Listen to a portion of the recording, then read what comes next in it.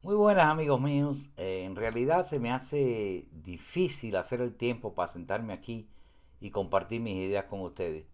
Pero quisiera crear un hábito y hacerlo más seguido. Entonces después que me coloco aquí frente al micrófono y la cámara, ya me siento muy contento de poder compartir con ustedes un rato. A veces como hoy no tengo muy claro, o mejor dicho, no tengo muy organizado los temas de que les voy a hablar. Pero vamos improvisando por el camino y las ideas surgen. Tengo muchas cosas que decirle, no tengo ni siquiera una guía para las cosas que voy a hablar, así que lo que se me vaya ocurriendo, tengo tantas que ya cuando me canse o piense que el tema se ha alargado mucho, pues ahí termino la directa. Ya, para empezar, bueno, pues ya yo dije una vez que no me gusta hacer noticiero. Para eso hay periodistas y hay infinidad de youtubers que saben hacerlo muy bien. Así que lo que pasa es que cada uno tiene su forma personalizada de abordar los temas. Me gusta hablar ocupando un espacio con temas que nadie toque o que nadie toque con profundidad. Así encuentro el tema y desde que decido uno, pues las ideas fluyen con facilidad, porque hay mucho de qué hablar. Hoy he decidido hablarle sobre algo muy evidente, pero de lo que no se habla mucho, y me refiero al enemigo. Nosotros no conocemos al enemigo, o sí lo conocemos, pero no hemos puesto en orden las cosas que destacan al enemigo, sus fuertes, sus debilidades, y sin conocer al enemigo bien es muy difícil combatirlo. Pero bueno, antes de hablarle de eso, sobre el enemigo, y se me ocurre otra cosa, y aquí viene el problema de no estar organizado. Pero bueno, quiero primero aprovechar la oportunidad de explicarle algo a mis escuchas.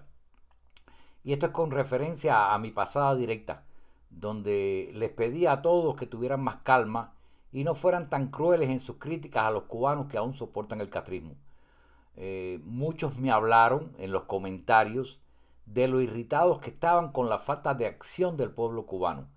Yo entiendo que la gente sea impaciente, pero hay que darles tiempo. Recuerden que ellos allí no tienen ropa, no tienen comida, no tienen medicamento, no tienen transporte confiable, no tienen electricidad. Siempre que la necesiten, por lo menos, tienen que mandar a sus hijos a las escuelas inadecuadas, tienen que asistir a trabajos que son improductivos, para cada gasto tienen que conseguir moneda extranjera, tienen que desconfiar de sus amigos y vecinos y a veces hasta de la familia. Tienen que gastar su tiempo en interminables colas, tienen preocupaciones y dificultades enormes, como la vivienda, cómo acomodarla si les pasa algo, o al menos para que no se les caiga encima y los mate.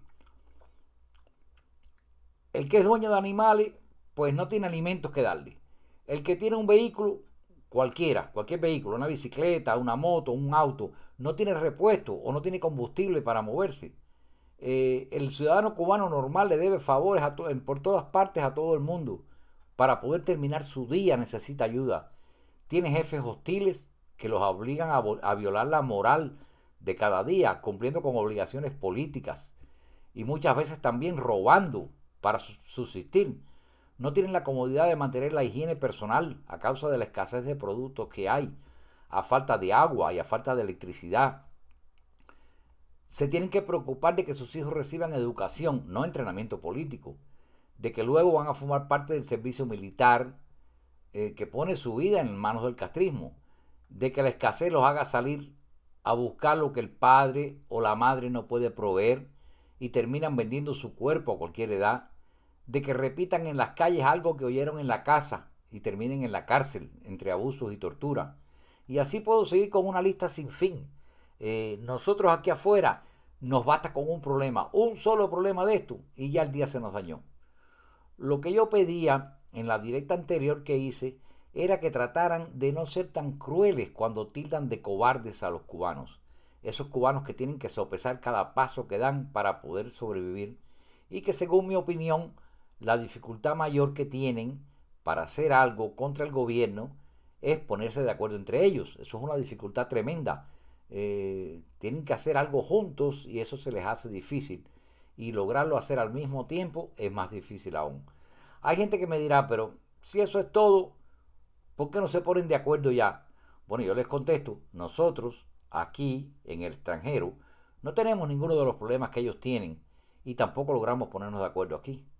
Es más, les pedimos a ellos que hagan algo dentro de Cuba y nosotros realmente, muchos, no lo hicimos. Así que cuando creemos tener esa autoridad y nos jactamos que los ayudamos, cuando en realidad son muy pocos los que hacen un aporte efectivo. Muchos de los que estamos en el exterior somos tan curiosos que oímos y vemos todas las directas y todas las noticias, pero tan apáticos que ni siquiera compartimos las directas que nos satisface ver y que nos informan. En mucho nos ha ayudado. Y yo mismo no me cuento dentro de ese minúsculo grupo que ayuda de verdad. Y que nadie piense que mandar una remesa o una recarga es ayuda. Yo me refiero a ayuda económica, no me refiero a una ayuda económica o a una recarga. Me refiero a ayudarlos a derrocar el sistema, que es el tema aquí. Esa es mi respuesta para todos los que me escriben o que me escribieron algún comentario criticando y llamando cobarde a los padres y a las madres cubanas. No voy a tocar el tema otra vez, pero sí recuerden que se les pide lo mismo que no hicimos nosotros, que es luchar y oponerse a la dictadura. Y se les critica lo que todos aquí hemos hecho, que es salir del país. Todo esto viene porque estoy viendo que muchos piensan que con el alto número de protestas que hay, aquello ya se va a caer. Y no es así. Ojalá fuera así. Ojalá yo estuviera equivocado y nos enteremos de pronto que la pesadilla se acabó. Pero no es así, no va a ser así. Hace meses ya que les dije que un mal tan severo y tan largo no se cura de pronto con una pastillita. Las protestas, aunque son muchas, son abundantes, no son masivas y no son suficientes. Ya la dictadura ha tenido tiempo de planear trampas que están por venir y tienen guardado un arsenal de acciones para asustar y reducir las protestas. Esto se va a ir agravando, pero aún el agua está tibia, aún le falta mucho para hervir y falta la parte más difícil, que son los que se van a quemar. Que nadie sueñe con que ya los comunistas no pueden más, como dicen algunos. Sí están sin dinero, sí no pueden resolver más ningún problema, pero sí se pueden alargar su estancia. A ellos las protestas le crean inconvenientes, pero ni siquiera llegan a ser un problema grande, a menos que las protestas empiecen a subir de tono. Lo están manejando todo con mucho cuidado porque han limitado la violencia. A pesar de que ha habido violencia, está limitada. Y esta prueba es que tienen algún plan. Sin embargo, de nuestro lado no hay ninguno. El pueblo va a tener que ir improvisando a medida que las tácticas del régimen se apliquen. Y yo sé que el final es muy probable, y Dios quiera que no, pero el final aparenta ser sangriento. Que Dios escuche mi ruego y nos evite ese paso. Pero yo no solo lo veo inevitable, sino que lo veo necesario. Hay muchos alentando a que los militares cubanos intervengan, que se metan, que den un golpe de Estado, que saquen el gobierno de ahí, que voten a Canel, que se pongan de parte del pueblo. Pero yo ni eso quiero. Primero, no creo que lo vayan a hacer, porque los grandes militares, los que tienen poder de mandar tropas, están vigilados como todos, porque todos entre ellos se desconfían y se vigilan. Todos los posibles oficiales que lo pueden hacer están vigilados. Pero además, no quedan militares con poder y prestigio para rebelarse seriamente. No cuentan tampoco con tropas preparadas para que lo sigan. Y por último, si esto de alguna manera ocurriera, tenemos un riesgo altísimo que esos militares que carecen de honor, y lo han probado hasta hoy, que no tienen honor, que no tienen vergüenza, que se han puesto al lado de un gobierno que ha hecho ya demasiados abusos para que ellos digan que no sabían. Pues esos militares que hasta hoy no han hecho nada, no quiero que sean entonces los que se quieran nombrar los nuevos dueños de la isla y así perpetuar la situación actual. No los quiero en la rebelión. Quisiera que estuvieran apartados porque todos y cada uno van a pagar las culpas. Olvídense de esos que están diciendo por ahí que no va a haber nada, que el que tiene las manos embarradas de sangre.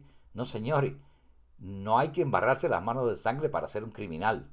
Ellos han cometido crímenes de apoyar una dictadura, han cometido crímenes de delatar ciudadanos que después han caído en manos de la seguridad del Estado y han sido masacrados, han sido fusilados, han sido detenidos.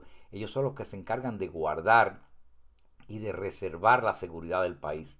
Entonces, todos son culpables, unos en más y otros en menos. Pero yo soy de los que piensan que todos van a ser juzgados. Yo no aspiro a ningún cargo en el nuevo gobierno cuando llegue a Cuba, no lo aspiro. Pero sí voy a ser un ciudadano activo para perseguir a todos esos perros, donde quiera que estén, en cualquier parte del mundo. Repito, el pueblo cubano puede lograrlo por sí mismo, pero por desgracia hay pocos comunicadores con la preparación política correcta para aconsejar a la población contra todos los posibles peligros que traen un nuevo gobierno que sea producto de una rebelión. No he oído a nadie nunca advirtiendo de este y otros posibles peligros que harían inútil la rebelión, que acabaría con los Castro, pero abriría las puertas a otros comunistas o a otros oportunistas, agazapados dentro de las diferentes escalas del poder actual. Yo voy a terminar este tema. Hay un pensamiento, se me ocurre ahora, no recuerdo el nombre del autor, yo creo que fue un militar inglés que dijo una vez, para hacerlo bien no se odia tanto al enemigo enfrente como se ama al que está detrás y defendemos. Consideren eso, consideren que no hay que odiar al que combatimos, pero sí hay que aplicarle la justicia por el amor que se le tiene al pueblo cubano. Bueno, aquí cierro la cortina sobre este tema y voy al tema principal. Como les decía originalmente, que me desvié mucho, de verdad, era definir y conocer al enemigo para poder luchar en su contra de manera efectiva. Y voy a empezar dándoles un avance. Al enemigo lo observamos y comentamos hechos y sucesos y también mencionamos sobre su pasado, las motivaciones que tienen o sus tácticas. Pero hoy lo que les voy a tratar de hacer es clasificarlos. Es una tarea que tengo muy clara en la mente, pero que es muy complejo de explicar de manera que se entienda. Así que me perdonan si no puedo ser muy claro en mis palabras, pero voy a tratar de a veces de usar algún ejemplo para que sea fácil de entender o que sea fácil para mí de explicar. No obstante, ahora mismo voy a comenzar de explicar. Así que esa clasificación, a ver si Dios me ilumina para que todos me entiendan sin complicarme. Para empezar, les digo que yo tengo un video viejo que se titula ¿Cómo gobernaremos a Cuba? Y les recomiendo que lo vean porque solo dura unos minutos, pero ayuda a entender lo que les voy a explicar. Hay que entender que los que controlan Cuba ahora no fueron electos, no eran un grupo de personas preparadas para gobernar y por ende tomaron el poder por la fuerza sin exponer un plan de gobierno que ni siquiera tenían. No eran un partido político con una ideología, era un grupo variado, desde patriotas hasta delincuentes, de doctores hasta analfabetos, desde intelectuales hasta campesinos, y políticamente toda la gama, desde liberales y conservadores hasta proletarios y comunistas. Entonces, sorpresivamente para todos, incluyéndose ellos mismos, se vieron de pronto en el poder sin gente capaz de manejar y llevar adelante un país. Esto hizo que comenzaran a improvisar y a gobernar día a día, improvisando ante cada dificultad inesperada a causa de la inexperiencia. Cualquier problema que presentara el país, pues ellos buscaban una solución momentánea para resolverlo, sin estudiar el problema y ver que eso podía ser una traba o podía crear un problema futuro. Los primeros puestos en los ministerios, incluyendo la presidencia, se otorgó a gente capaz y fue otorgada, porque no sé si ustedes recuerdan, en una directa lo menciono, como el primer presidente que tuvo Cuba, fue prácticamente como si fuera un sacerdote, ordenado en una iglesia en Oriente. Así que ya saben cómo se crearon los puestos en Cuba. Pero por el miedo a que estos capaces que estaban nombrándose les quitaran el poder de las manos, pues después los destituyeron, los encarcelaron y hasta los fusilaron. Después entonces se quedaron solo los violentos, pero incapaces de dirigir el país. Se quedaron los comandantes. Lo gobernaron al país improvisando, sin planes de ningún tipo y acomodando el día a día. El megalómano de Fidel Castro vio la necesidad de crear planes, pero planear para ejecutar es gobernar en equipo y él quería gobernar solo. Él quería ser el único líder, el único que tenía ideas para poder encaminar su deseo de mantenerse en el poder, pues tenía que ser él la figura que lo dictaba todo, no podía darle poder a nadie. Así que se dio a la tarea de crear los planes del país. Y el tiempo probó que no sabía planear, el tiempo probó que no sabía ejecutar. Y así pues cada plan fracasó. Pero él no confiaba en nadie y no quería a nadie intelectualmente por encima de él. Así que siguió siempre aferrándose a la idea de un día a día y que llegara el momento en que quizá tuviera éxito en alguno de sus planes. Nunca lo logró, fracasó en absolutamente todo. Lo mismo hizo con su grupito de mafiosos. A todos les dio ministerios y todos fracasaron por la misma razón que fracasó el líder. No querían delegar el poder entre la gente inteligente y capaz.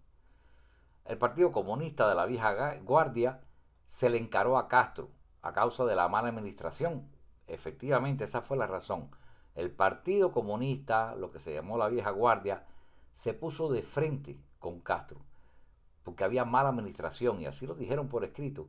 Y a la fuerza Castro acabó con ellos. Y no sé si ustedes recuerdan, pero fue un caso, bueno, los que son más viejos que yo o como yo, sí se recuerdan que hubo un caso que se llamó la microfracción, que fue un caso políticamente incluso más grande que el caso Ochoa. Así, después que acabó con toda la microfracción, pues pasaron generaciones de mala planificación, mala ejecución y peores resultados. Castro probó a darle el poder a una generación que él educó. Él nombró al hombre nuevo, que él proclamaba así. No sé si se acuerdan de aquella época de Carlos Laje y de esa otra camada que tomaron las riendas. Pero probaron ser gente que decidía para tener resultados positivos. Y esto los llevó a desviarse del mal rumbo trazado por el Castro. Entonces los desecharon también a ellos, así como se desecharon a los primeros, se desechó al hombre nuevo. Surgieron después líderes militares, como Ochoa, que se reían de los Castro a sus espaldas y fueron liquidados. Entonces recientemente acabaron físicamente con más de 20 generales en sucesión en menos de 2 meses. No sé si ustedes se acuerdan, pero en la época del COVID ellos vieron el momento perfecto para darle muerte a todo eso de una manera o de otra, como acostumbran. Las ideas comenzaron engañando al pueblo con una república digna. Después que Castro se sacó de encima el lastre de gente con ganas de formar un gobierno digno, pues se alió con los rusos y se declaró comunista entonces, para poder gobernar delegando poder a los que le apoyaban. Y entonces decidió a esos permitirles el robo, la trampa y la mentira, del mismo modo que él lo hacía. Al faltarle los rusos, entonces enarboló el socialismo desde el siglo XX y siguió invirtiendo el dinero en aventuras internacionalistas que el pueblo hizo que estuviera abandonado hasta hoy. Se prostituyó al ciudadano desde todos los puntos de vista porque faltaron las motivaciones y se implantó la mentalidad de la supervivencia con la inmoralidad, la miseria y la vulgaridad rampante en el país. Se acabó la producción, se acabaron las estructuras sociales, y digo estructuras sociales reales, no hablo de lo que viene a ser la Federación de Mujeres Cubanas o el Comité de Defensa, todas esas son organizaciones corruptas. Hablo de las reales estructuras sociales y también religiosas que habían en Cuba. Con el abandono de la administración del país, también se derrumbó la infraestructura. Y con la fuga del cerebro, que era constante, se acabó el buen arte, la buena cultura y todo lo que se había fundado desde la colonia. Finalmente se olvidó la historia real del país. Y se olvidó la historia real porque todos sabemos que la generación nueva ni siquiera saben realmente quién era Martí. Tienen la idea del Martí que les pintó la Revolución Cubana y se la puso en la cabeza y no saben ni siquiera quién era Martí. Entonces se olvidó la historia real del país y se suplantó con mentiras necesarias para mantenerse gobernando. Y entonces se creó y se preparó una enorme estructura represiva para lidiar con los rebeldes. Así que lo único que le queda es fuerza y represión, además de maldad y deseos de hacer el mal. Así que llegando hasta este momento, les puedo decir que lo que tenemos nosotros del enemigo es que tienen fuerza, practican la represión y tienen mucha maldad y tienen muchos deseos de hacer el mal. Eso es lo que hay y es lo único que hay contra que luchar para poder acabar con el enemigo. Es el puro Satanás con el que nos toca luchar. Se les acabó el dinero para funcionar y no quedan ni para alimentar a la población. No hay infraestructura para producir y crear. La limosna ya no llega porque traicionaron a los vecinos y nunca pagaron sus deudas. Se apagó el ánimo de la caridad internacional. La economía está muy mal en el mundo y la guerra de Ucrania tiene a todo el mundo gastando, o por lo menos a los rusos. Latinoamérica está empobrecida con los gobiernos de izquierda y los comunistas han tenido incluso que llorarle a los americanos a ver si Biden les da algo. Yo espero que no les dé nada para no alargar la vida de Satanás. Ahora ustedes pueden ver que en las Fuerzas Armadas no hay nadie con poder. No se promueve a nadie, por lo menos no vemos nuevos generales, a pesar de que se han muerto más de 20. No se promueve a coroneles. Los que hay son solo simbólicos. No se oye de algún nombre repetidamente. Son las que quedan, o los que hay ahora, son gente sin poder real alguno, o están destinados a labores económicas en Gaesa, como si fueran un esclavo más. Y entonces lo que hacen es que a esas personas les dan ciertas prebendas y un poder civil. Ahora, los últimos dinosaurios están muriendo. Y la marioneta que es Díaz Canel, pues queda como única figura visible en este mal gobierno que va a quedar sin representantes ya cuando muere Raúl Castro y Ramiro Valdés. Van a seguir gobernando a la sombra el hijo y el nieto de Raúl Castro, y un poco más lejos, con una pequeña cuota de poder e influencias, van a quedar los vástagos de Fidel Castro. Seguramente los hilos de la marioneta Canel van a quedar en manos de los Castro Espín. Y aquí es donde yo llego al punto de no poder seguir prediciendo el rumbo, pero sí calculando que por inercia todo va a seguir igual que hoy, a menos que una fuerza superior surja o un evento importante tenga lugar. Eso es solamente una lejana posibilidad.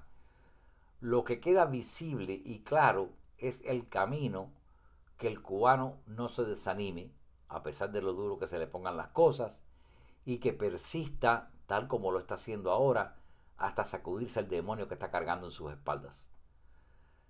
Si nosotros logramos que esta clara visión que he dado, y a la que le falta tiempo y le faltan un sinfín de argumentos, pero si esta visión que les he dado lograra penetrar en la mente de cada cubano de la isla o que esté disperso por el mundo, entonces solo nos quedaría seguir el camino que ya vamos y del que ya se ve alguna luz al final, y que quede el último empujoncito o el último empujón, la última embestida, el último esfuerzo, para que nunca nuestra isla pueda volver a tener un sufrimiento como el que ha tenido y que se pueda mostrar al mundo enteramente libre. Mi agradecimiento a todos los que llegaron al final, porque ya me quedo sin palabras, y a los que le pido que tomen en cuenta lo que les he dicho. Las opiniones les pido por favor que las hagan en los comentarios. Yo respondo todos los comentarios que me hagan. Me toma tiempo, pero yo no soy un youtuber tan famoso, ni tengo tantos miles de mensajes. Yo recibo a lo más 30, 40 comentarios en un video, y como hago un video cada qué sé yo cuándo, pues me sobra el tiempo de contestárselo. Así que no se preocupen, cualquier cosa que escriban ahí, estén completamente seguros que yo se los voy a contestar. Tómense su tiempo y díganme qué piensan. A todos les digo que por favor se suscriban al canal y activen la campana, porque así cuando yo no hago videos diarios, yo no soy una persona que ustedes puedan decir, bueno, pues el abuelito va a transmitir hoy a las 2 de la tarde, o mañana a las 5, o el jueves a las 9. No, yo pues cuando tengo mi tiempo, se me ocurre, me siento y hago la grabación. Inmediatamente que termino la grabación, la saco al aire. En este momento son las 12:35, así que dentro de un rato van a tener la directa. Lo que me toma es unos minutos nada más montarla en YouTube y lanzarla al aire. Así que, repito, tómense su tiempo y díganme qué piensan. Y a todos un abrazo y que pasen muy buenas tardes.